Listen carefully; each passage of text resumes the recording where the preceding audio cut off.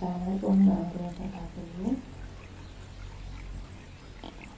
Semoga kalian tidak bosan mendengar suara saya. Oke,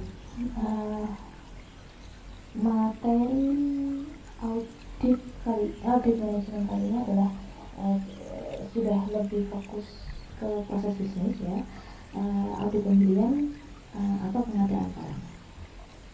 Nah, ini secara umum saja saya jelaskan brainstormingnya seperti apa.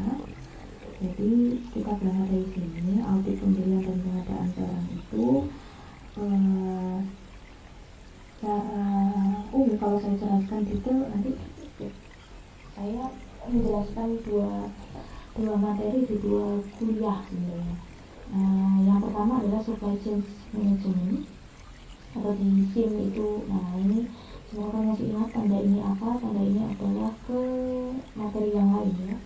Jadi supply chain management system yang ada di sistem informasi manajemen atau manajemen rantai pasokan. Nah, di sini ada penjualan dan pembelian. Cuman karena kita membahas audit pembelian atau pengadaan barang, jadi saya fokuskan di pembelian ini.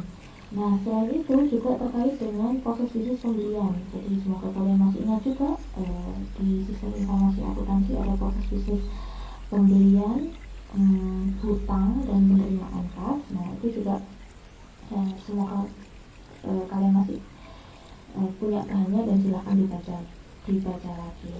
Nah,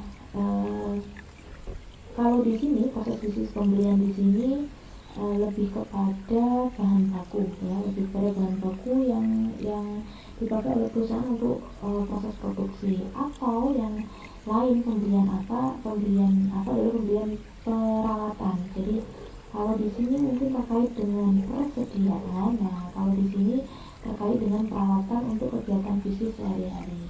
Persamaannya apa antara di sini dengan di sini adalah kontrak pembelian. Sekali lagi, semoga kalian bisa coba dibuka lagi flowchart saya mengenai proses bisnis pembelian. Itu di dalamnya ada kontrak pembelian ya. Di dalamnya ada kontrak pembelian. Nah, tahapan dari proses bisnis pembelian itu apa saja? Ini saya rangkum menjadi poin-poin di sini. Meskipun detailnya nanti kalian harus baca lagi di sistem informasi akuntansi, di supply chain management system itu apa saja. Kalian bisa baca lagi di situ. Basically it's all logic sih sebenarnya. Jadi pertama tentang kebutuhan barang, kapan barang itu kapan waktunya beli, acuannya apa, dari divisi apa. Nah, semoga kalian masih ingat itu juga. Terus pemilihan supplier itu dilakukan oleh siapa, tahapannya seperti apa, proses negosiasinya seperti apa. Nah, itu juga menjadi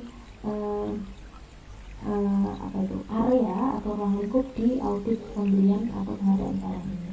Terus perhitungan harganya itu menggunakan diskon atau misalkan dengan jumlah kuantitas tertentu itu bisa mendapatkan potongan harga dan sebagainya. Itu proses negosiasinya seperti apa, terus habis itu dilakukan oleh siapa, dasarnya dokumennya apa. Nah, itu yang menjadi fokus dari audit pembelian dan pengadaan barang.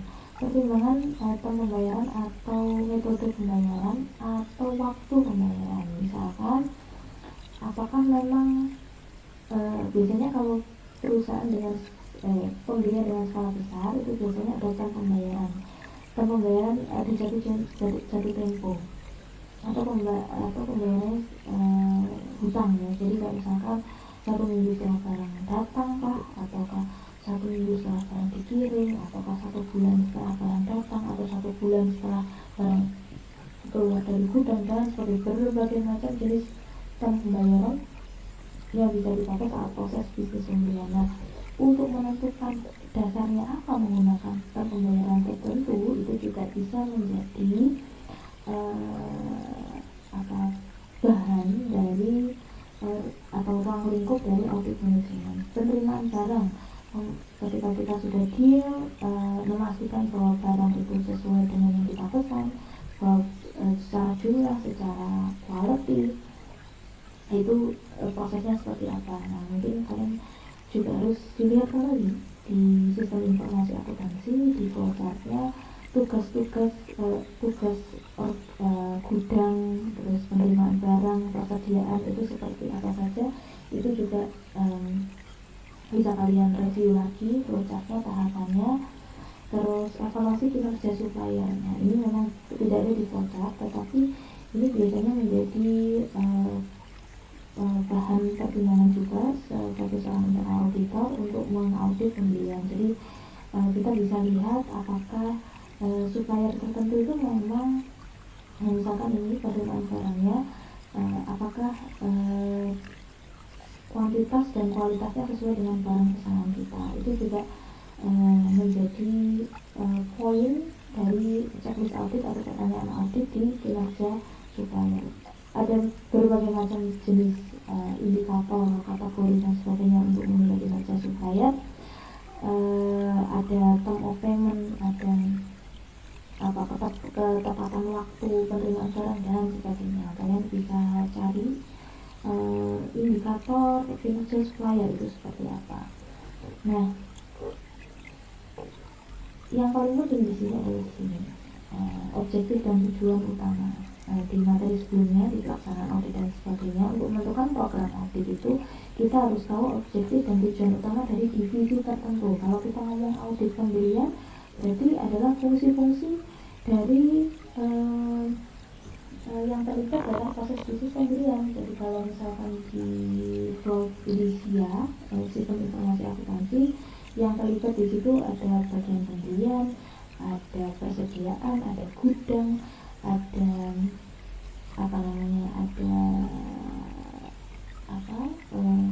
akuntansi. Nah, itu bisa keseluruhan proses itu memiliki tujuan utama. Jadi tujuannya apa? Misalkan memastikan bahwa barang tidak sudah sesuai dengan pesanan dan sebagainya. Masing-masing poin di sini, kebutuhan pemilihan, perhitungan, pertimbangan penerimaan barang dan evaluasi kinerja supplier, masing-masing ini punya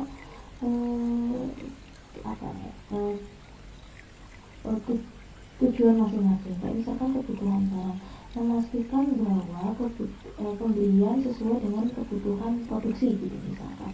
Nah, itu sebenarnya tujuan yang lebih detail dari divisi pembelian atau di beberapa divisi yang terlibat dalam proses pembelian. Nah, checklist audit itu dibuat dari mana? Itu dibuat dari resiko, identifikasi resiko. Jadi saat di sistem informasi akuntansi yang sebelumnya, saya kan tugas saya biasanya temukan kelemahan atas proses bisnis tertentu. Nah, itu salah satunya adalah kita mengidentifikasi resiko itu. Jadi intinya untuk membuat checklist audit kita harus mempertimbangkan dua ini, objektif dan resiko. Nah, untuk tahu objektif dan resiko ini dari mana, kita harus tahu proses bisnisnya. Untuk tahu proses bisnisnya itu secara keseluruhan melibatkan apa saja, ya kita harus paham prosesnya mulai dari awal sampai akhir.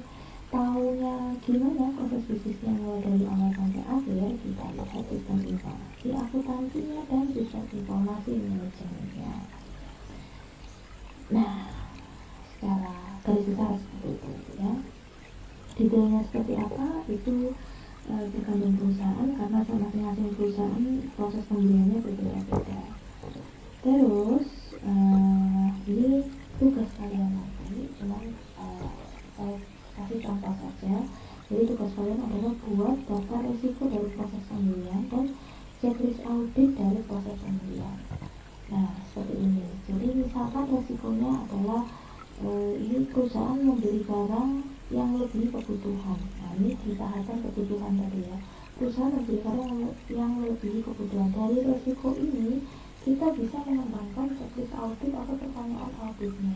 Jadi checklist auditnya adalah atas dasar apakah bagian atau departemen pembelian menentukan jumlah dan waktu pembelian. Itu checklist auditnya.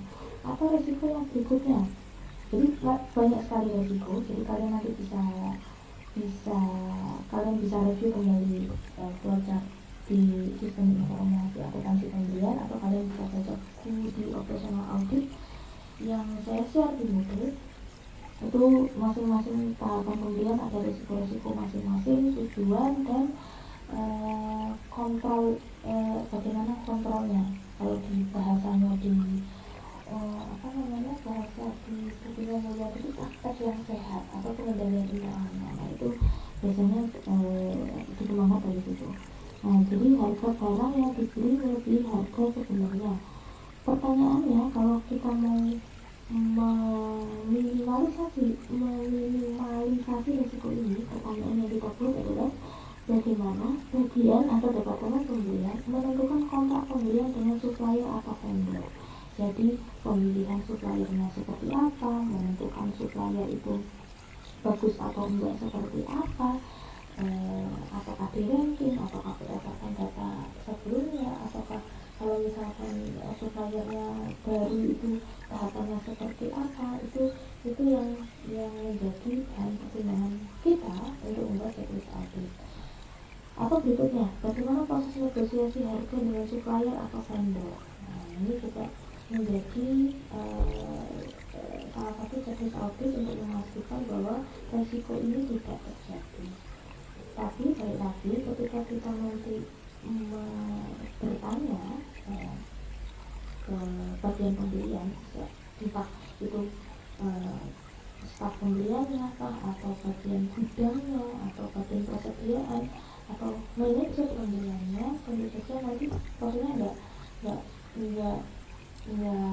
lugas. Apakah dasar bagian pendekatan menentukan jumlah data pembelian? Nggak kan seperti itu. Jadi checklist audit ini sebenarnya hanya sebagai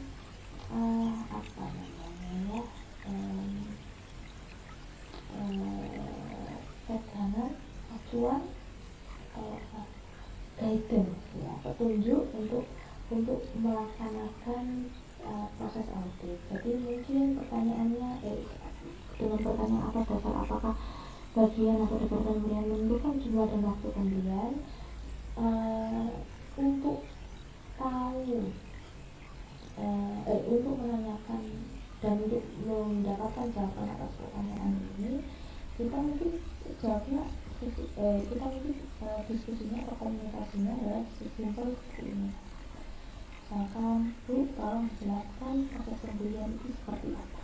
Nah, seperti itu. Jadi si bapak atau ibu bagian pembelian mungkin akan menjelaskan mengenai, saya pembeliannya ya tergantung dari vendor. Kalau vendor ngasih surat penawaran, ya saya akan tanyakan ke gudang, barangnya masih ada atau enggak. Saya akan tanya ke persediaan, barangnya masih ada atau enggak. Nah, dari jawaban-jawaban itu, acuan kita ada dalam checklist audit ini adalah prosedur atau proses itu tadi.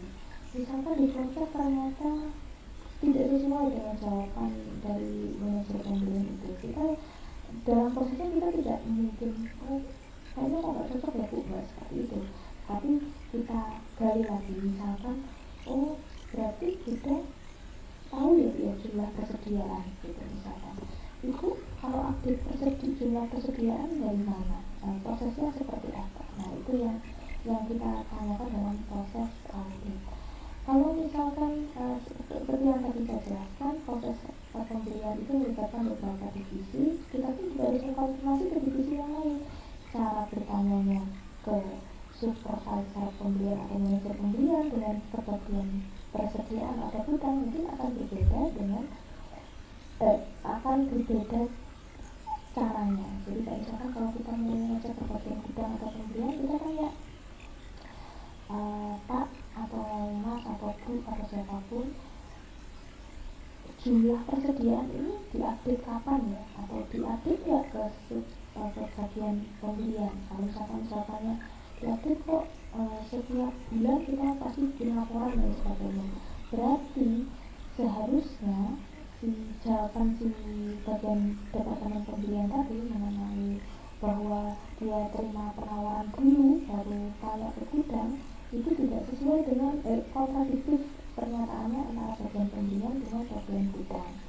Nah, kontradiktif itu terjadi karena apa? Kita perlu telusuri lagi, mungkin flowchart atau prosedurnya tidak disampaikan, tidak dikomunikasikan. Nah itu kita telusuri dari pertanyaan-pertanyaan itu. Jadi satu pertanyaan akan mungkin selama prosesnya akan berkembang. Jadi kita ingin profile sendiri dalam tahapan audit itu. Kita satu pertanyaan di checklist audit mungkin selama proses interview dengan bagian tertentu kita akan menambah pertanyaan yang di luar checklist audit ini gitu. Jadi saya yakin checklist audit ini hanya sebagai bagian saja gitu ya. Dan yang paling penting saat kita proses interview ini adalah memastikan dokumennya. Jadi seperti yang di materi sebelumnya, di dokumen checklist audit itu selalu dilengkapi dengan di dokumen checklist audit ada checklist audit, ada evidence atau tadi dokumen. Itu salah satunya adalah kita harus ngelis dokumen apa saja yang harus kita minta atau harus kita konfirmasi kepada auditi saat mereka memberikan jawaban atas pertanyaan-pertanyaan kita. Misalkan tadi dari bidang kita bikin laporan 1 bulan sekali, nah kita bisa minta random checking laporannya gitu. Jadi seperti itu. Kalau misalkan bagian peraturan beliau bilang kita terima dulu surat penawaran dari supplier gitu misalkan, nah kita minta contohnya, coba Bu tunjukkan ke kami surat penawarannya seperti apa. Nah nanti akan berkembang nih di terkait dengan sistem informasi audit sistem informasi dan teknologi. Misalkan Bu vendornya itu mengupdate lewat apa Bu? Artinya lewat kita punya integrated sistem tertentu dengan supplier Pak, atau seperti apa gitu. Nah itu kita lihat tuh.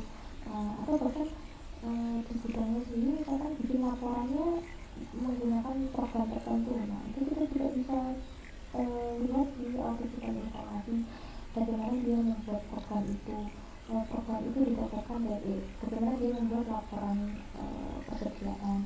Laporan persediaan itu didapat dari data apa saja, dalam periode apa saja, siapa yang bisa melihat data itu. Nah itu nanti dikembangkan lebih detail di audit sistem informasi. Oke. Jadi ini saja yang saya sampaikan di audit pembelian, karena sebenarnya akan you have to do it by practice sebenarnya. Makanya nanti akan ada sesi kuliah yang lain atau pertanyaan di ujian. Nanti saya akan simulasi hal bagaimana kalian menanyakan ketika kalian menjadi auditor dan saya ya. Oke, sekian dari saya. Berikutnya nanti akan ada contoh audit-audit yang lain. Kalian sekali lagi tetap kalian baca bukunya, kalian buat checklist auditnya, kalian telusuri lagi proses audit di proses bisnis di sistem informasi akuntansi. If you have any question, silakan di share di forum. Oke, saya akhiri. Terima kasih. Assalamualaikum warahmatullahi wabarakatuh.